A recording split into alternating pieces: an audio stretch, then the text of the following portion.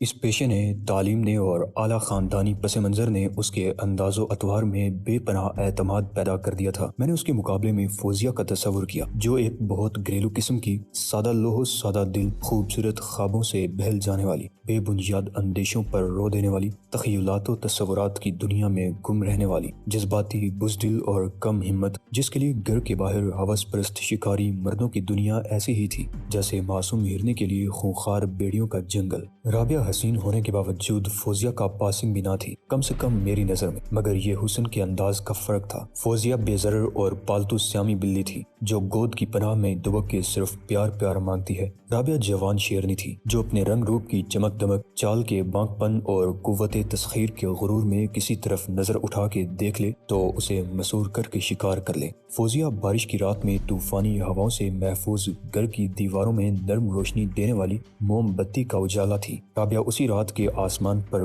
گوندنے والی بجلی۔ ایسے کیا منہ اٹھائے کھڑے ہو؟ وہ مسکرا کے بولی۔ کیا دیکھ رہے ہو تمہیں؟ میں نے ہمت سے کام لے کر سچ بول دیا۔ صبح کی اور اس وقت کی رابعہ کا فرق دیکھ رہا ہوں اور سوچ رہا ہوں وہ لوگ کتنا غلط سوچتے ہیں جن کا خیال ہے کہ وکالت، اکاؤنٹس اور انجینئرنگ جیسے پیشوں سے عورت کی نسوانیت کا حسن مجروح ہوتا ہے۔ اس نے بے تکلفی سے ہاتھ ملایا اور میں اس کے سامنے بیٹھ گیا۔ شاعری پھر کبھی کر لینا، میں تم سے مفصل گفتگو کرنے کے لیے آئی ہوں۔ ذرا اپنے جانے اور نکالے جانے کا قصہ سناؤ، آخر یہ سازش کا کیا چکر ہے؟ 1 گھنٹے تک میں بولتا رہا اور وہ سنتی رہی۔ میں نے ان تمام واقعات کا ذکر کر دیا جو میرے ساتھ لندن میں پیش آئے تھے اور جن کی ابتدا میرے کمرے میں ایک اجنبی لڑکی کی ہنگامہ آرائی سے ہوئی تھی اور انتہا میرے لندن سے ڈپورٹ کیے جانے پر۔ میں نے اس شبے کا اظہار بھی کیا کہ وہ لڑکی میری تصویر لینے ہرگز نہیں آئی تھی۔ تصویر ایسا بڑا مسئلہ نہیں ہو سکتی اور راہ چلتے یوں کھینچی جا سکتی تھی کہ مجھے خبر ہی نہ ہو۔ میں نے کہا، غالباً وہ میرے خطوط کی تلاش میں تھی، تمہارے خطوط سے اس کو کیا دلچسپی ہو سکتی تھی؟ رابعہ نے کہا،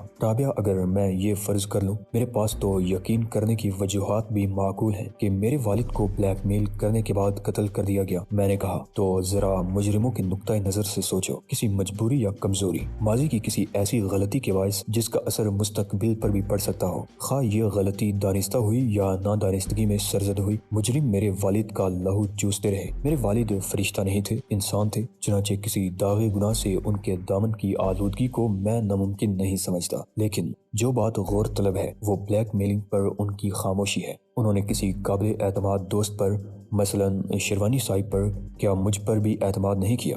جو شخص ایک مقصد کے لیے اپنا سب کچھ قربان کر چکا ہو اور جدوجہد آزادی کو اپنے تمام تر رشتوں کا لہو دے چکا ہو اور اتنا باہمت ہو کہ اتنا بڑا صدمہ جیل کے پاگل نہ ہوا ہو بلکہ نئے سرے سے زندگی کی دوڑ میں شریک ہو گیا ہو، اور جو اپنی دنیا کو ایک بار مکمل تباہی سے دوچار ہوتے دیکھ کر بھی مایوسی کا شکار نہ ہوا ہو، اور جس نے گردش روزگار سے شکست قبول کرنے سے انکار کر دیا ہو، جو تعمیر نو کے مقصد میں کامیابی حاصل کر چکا ہو، اسے بے بسی کے ساتھ سب کچھ ہار دینا کیوں قبول ہوگا؟ اس لیے کہ وہ بزدل تھا یا اسے اپنی زندگی سے بہت پیار تھا؟ نہیں رابعہ، نہ وہ بزدل تھا اور نہ خود غرض۔ اس کی جدوجہد کا حامل اور اس کا سرمایہ حیات میں تھا۔ اس عمر میں اسے اپنا نہیں، میرے مستقبل کا تحفظ عزیز ہو سکتا تھا۔ وہ یوں مرنے کی بجائے ایک ہی بار مرنے یا مارنے کو ترجیح دیتا۔ وہ اپنی بدنامی یا رسوائی کے خیال سے، یا اپنے ماضی کے کسی جرم کے افشا ہونے کے احساس سے، یا کسی گناہ کی تشہیر کے خوف سے بھلا کیوں بلیک میل ہوتا؟ میرا خیال ہے کہ اس کی خاموشی کا سبب ہی یہ تھا کہ وہ مجھے بچائے رکھنا چاہتا تھا۔ اسے یہ منظور نہیں تھا کہ اس کے ماضی کا آسیب میری زندگی پر سایہ فگن ہو۔ یہی وجہ ہے کہ اس نے مجھے اپنے سے دور رکھا۔ اگر میں قریب ہوتا تو یہ سب کچھ کہاں برداشت کرتا اور دشمنوں کے ہاتھوں اس کی تباہی کا خاموش تماشائی کیسے بنا رہتا؟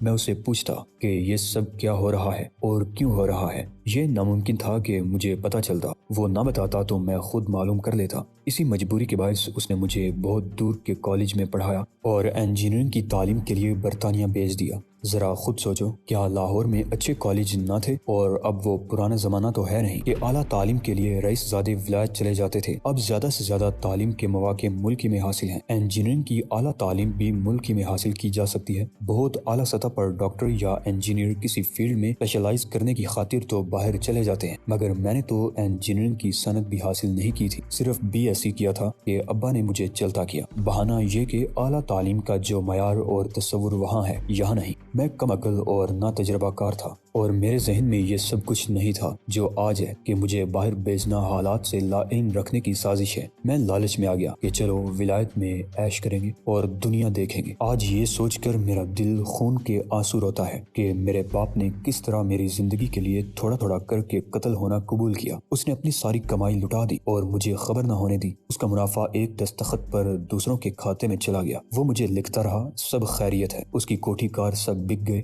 اس نے لکھا فکر کی کوئی بات نہیں، وہ ایک نمک حرام خادم کے ادنا خادم کی حیثیت سے ملازم ہو گیا، مگر اس نے مجھے لکھا کہ ٹیلی فون بدل گیا ہے، نوٹ کر لو۔ وہ گھر میں جھاڑ پونچھ کرتا رہا، بچے کچھ ٹکڑے سمیٹتا رہا اور گٹھیا میں مبتلا ہونے کے باوجود علاج کو ترستا رہا، مگر اس نے مجھے محرومی کا احساس نہیں ہونے دیا۔ یہ کیسے ممکن ہے رابعہ کہ کوئی شخص اتنا بڑا راز سینے میں لے کر قبر میں سو جائے؟ مجھے یقین ہے ابھی اس کا مرنے کا ارادہ نہیں تھا۔ اس نے سوچا ہوگا کہ جب اجل کے نامہ بڑھ کے آنے کا وقت ہوگا اور اس کے قدموں کی آہٹ سنائی دینے لگے گی تو وہ اپنے بیٹے کے سامنے اعتراف کر لے گا کہ اس نے تمام عمر اسے بے خبری کے اندھیرے میں کیوں رکھا۔ یہ وقت اس کے خیالات میں ابھی دور تھا۔ میری تعلیم کا زمانہ پورا نہیں ہوا تھا اور اس کی بیماری کی نوعیت ایسی نہ تھی کہ وہ کچھ دن اور اسی زندگی کو اور اس کی مجبوری کو لے کر نہ چلتا رہتا۔ وہ اس وقت تک مجھے کچھ نہ بتاتا تک میری تعلیم مکمل نہ ہوتی، اور ظاہر ہے کہ میں واپس آتا تو وہ کیسے چھپاتا کہ اس نے اپنا سب کچھ کہاں اور کیسے ہار دیا۔ اسے ڈر ہوگا کہ ابھی یہ بات مجھے معلوم ہوئی تو میرا رد عمل انتقامی ہوگا اور میں تعلیم اور مستقبل پر لعنت بیچ کر اس کے دشمنوں کے خلاف صف راہ ہو جاؤں گا۔ ایسی صورت میں اس کا مشن ادھورا رہ جاتا اور یہ اس کی سب سے بڑی ناکامی ہوتی، لیکن اس کے دشمن بہرحال اس اندیشے میں مبتلا ہوں گے کہ بڈھے نے خاموشی کے وعدے کے باوجود کہیں اپنے بیٹے کو سب کچھ نہ لکھ مارا ہو۔ اتنا تو وہ بھی سمجھتے ہوں گے کہ جب آدمی کے پاس ہارنے کو کچھ نہ رہے تو وہ زندگی بھی داؤ پر لگا دیتا ہے۔ وہ لڑکی یہی دیکھنے آئی ہوگی کہ کہیں میرے خطوط میں کوئی ایسی تحریر تو نہیں جس میں بلیک میلنگ کا شکار ہونے والے شکاری کا کچا چھٹا بیان کر دیا ہو۔ اگر میرے والد کو موت کا یقین ہوتا تو وہ مجھے لکھ دیتے کہ ان سے کیا غلطی سرزد ہوئی تھی جس کی انہوں نے اتنی باری قیمت ادا کی۔ زندگی میں نہ صحیح مرنے سے پہلے باپ اپنے بیٹے کو یہ راز بتا کے اپنی روح پر کوئی بار گناہ نہ رکھتا،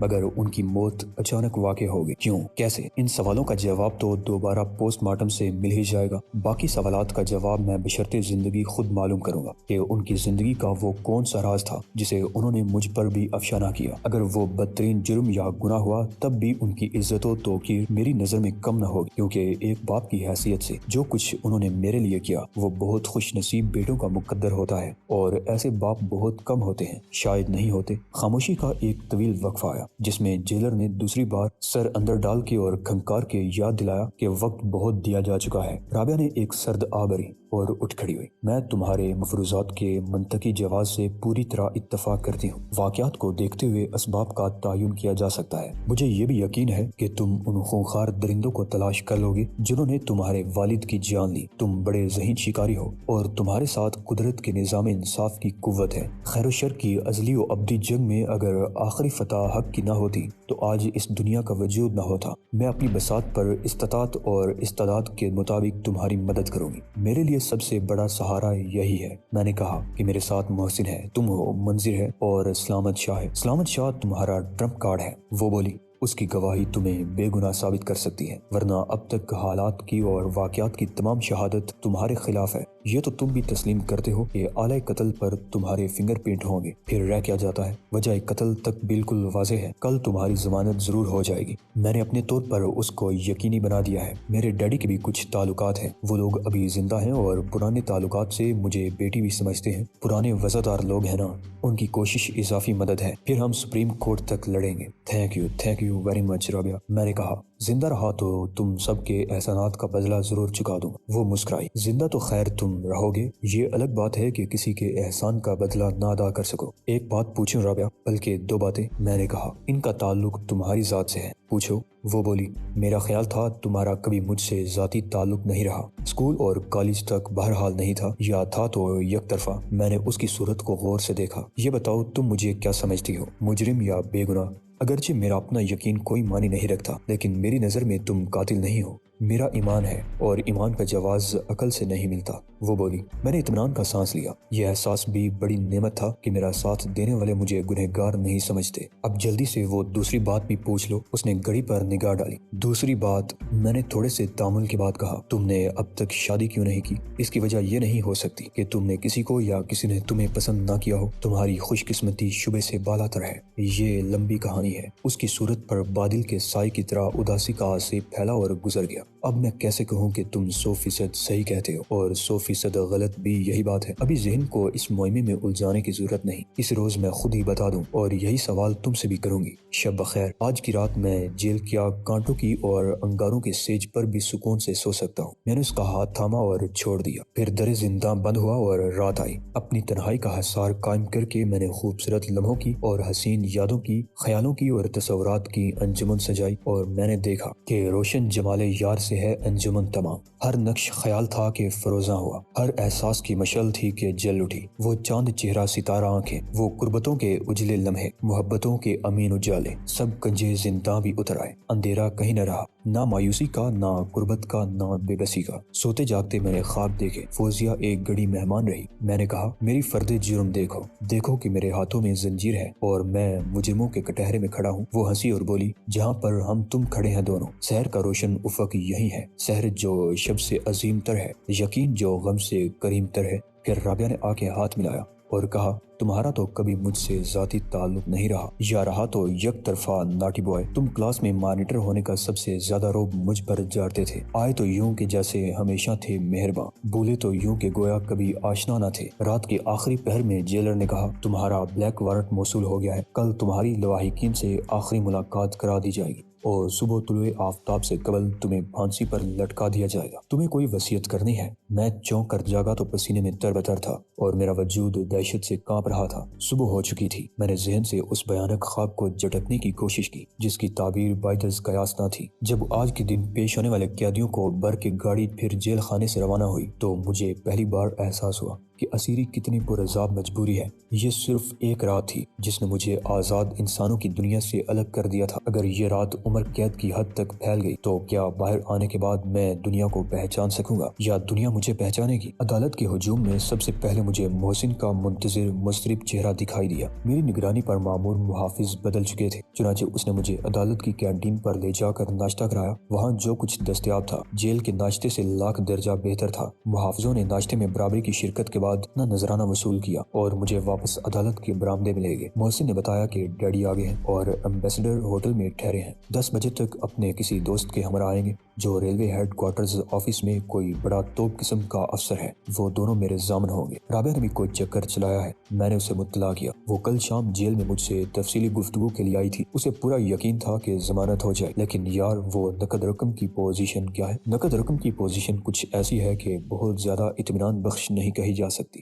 وہ سوچ کے بولا، سلامت شاہ سے رابطہ نہیں ہو سکا؟ کیوں؟ میں نے کہا، اگر وہ ملا نہیں تھا تو اس کے لیے پیغام چھوڑ دینا تھا کہ سیدھا عدالت آ جائے۔ آج صبح پیغام تو چھوڑ آیا ہوں۔ وہ بولا، مگر چراغ دین نے بتایا ہے کہ وہ ابھی تک لاپتہ ہے، 24 گھنٹے سے اس کے کوارٹر میں تالا پڑا ہوا ہے اور اس کی خیر خبر بھی نہیں ملی۔ یہ تو تشویشناک بات ہے۔ سلامت شاہ ایسے کہاں جا سکتا ہے؟ میں نے کہا، اسے اچھی طرح معلوم تھا کہ مجھے پیسے کی کتنی سخت ضرورت ہے۔ ضرورت سنگین نہ ہوتی تو میں وہ زیور بیچتا جو میرے پرکھوں کی نشانی تھا اور میری ماں نے چھوڑا تھا۔ یار یہ نہیں ہو سکتا، اسلامت شاہ کی نیت خراب ہو گئی ہو۔ محسن نے کہا، وہ زیور لے کر بھاگ گیا ہو؟ ناممکن تو دنیا میں کچھ نہیں، مگر میرا دل کہتا ہے کہ سلامت شاہ بے ضمیر آدمی نہیں۔ 10-15 ہزار کے زیور کی خاطر وہ نوکری چھوڑ دے گا اور مجھے مصیبت میں چھوڑ کے بھاگ جائے گا۔ میں نے نفی میں سر ہلایا۔ اس سے زیادہ امکانات مجھے یہ نظر آتے ہیں کہ وہ کسی حادثے کا شکار ہو گیا۔ ٹریفک کا حادثہ نہیں، وہ حادثہ جو میرے کسی بھی مددگار کے ساتھ پیش آ سکتا ہے، خصوصاً اس گواہ کے ساتھ جس کی گواہی پر مقدمے کے فیصلے کا دار و مدار ہو۔ اس کا پتہ آج نہیں تو کل تک بہرحال چل جائے گا۔ یہ بتا، 15,000 کے علاوہ کتنے ہوئے؟ 10,000 ڈیڈی نے دیے ہیں، وہ بولا، اور کہا ہے کہ تمہاری ممی کو پتہ نہ چلے۔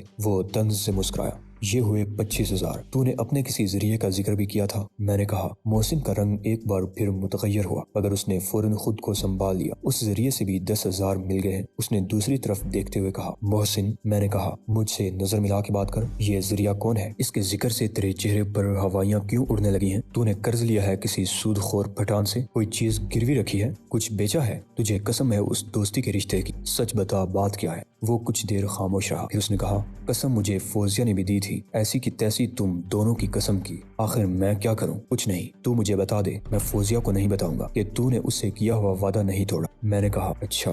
وہ میری آنکھوں میں آنکھیں ڈال کے بولا، قسم کھا فوزیہ کی، میری دوستی کی، یہ بات تیرے اور میرے درمیان رہے گی۔ میں قسم کھاتا ہوں، میں نے ڈوبتے دل کے ساتھ کہا، اس کا ذکر تک کسی کے سامنے نہیں کروں گا۔ فوزیہ نے مجھے اپنا تمام زیور دے دیا تھا۔ وہ منہ پھیر کے بولا اور کہا تھا کہ ضرورت پڑنے پر سب بیچ دوں مگر تجھے نہ بتاؤں۔ مجھے یوں لگا جیسے ایک آتشی تیر میرے دل میں پیوست ہو گیا ہے اور اس کی انگارہ نوک میرے دل میں ٹوٹ گئی ہے۔ میں نے صدمے اور اشتعال کے آتش فشاں کا دہانہ بڑی سخت جدوجہد کے بعد بند کیا، ورنہ میرا دل چاہتا تھا کہ محسن سے لڑ پڑوں اور اس کی رقم کی ضمانت پر رہا ہونے سے انکار کر دوں اور 10 کے 12-15 دے کر بھی فوزیہ کا زیور واپس لے آئے۔ محسن، میں نے کہا، تو قسم کھا چکا ہے سکندر۔ اس نے میری بات کاٹ دی۔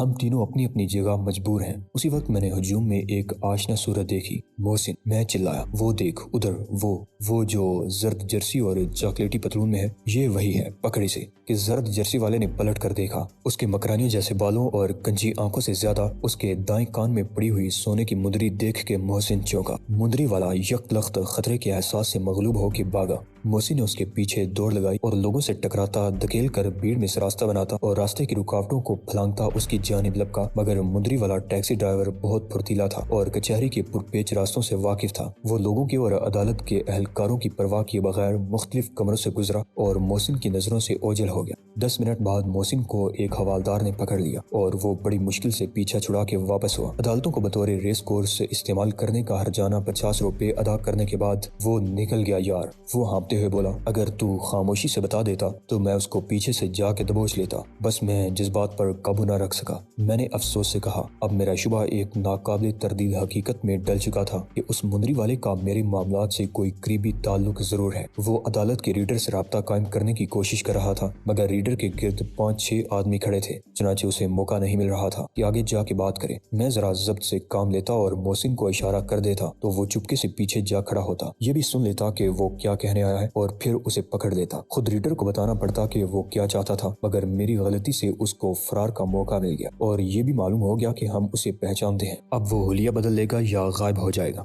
10 بجے شیروانی صاحب اپنے دوست کے ہمراہ کار سے اترے اور انہوں نے بڑی شفقت اور محبت سے مجھے تسلی دی کہ فکر اور پریشانی کی کوئی بات نہیں، انشاءاللہ سب ٹھیک ہو جائے گا۔ یہ بات ایک رسمی ضرورت کے تحت سب کو کہنی پڑتی تھی، ان کو بھی جو واقعی مخلص تھے اور انہیں بھی جو نہ دوست تھے نہ دشمن، مگر یہ بات ہر بار میرے حوصلے کو تھوڑا سا بڑھا دیتی تھی۔ 11 بجے رابعہ اور منظر ایک ساتھ نمودار ہوئے اور انہوں نے مجھے بتایا کہ درخواست ضمانت ایڈیشنل سیشن جج کی عدالت میں ہے۔ اے پی پی نے 12 بجے کا وقت دیا تھا اور رابعہ نے مجھے چپکے سے بتایا کہ اس سے بات ہو گئی ہے، اس کے بعد عبوری ضمانت تو آج ہی ہو جائے گی، تو توثیق ہوتی رہے گی، 1 مہینے بعد ہو یا 2 مہینے بعد۔ یہ بڑی حوصلہ افزا خبر تھی جو 1 گھنٹے بعد سچ ثابت ہوئی۔ اے پی پی نے بھی بے دلی سے مخالفت کی اور بالآخر رابعہ اور منظر کے دلائل سے اتفاق کرتے ہوئے اپنے اعتراضات واپس لے لیے۔ عدالت نے مجھے 20,000 روپے کی مالی ضمانت کے ساتھ 2 افراد کی شخصی ضمانت فراہم کرنے کا حکم دیا۔ نقد رقم اسی وقت جمع کرا دی گئی اور شیروانی صاحب اور ان کے دوست نے ضمانت نامے داخل کر دیے۔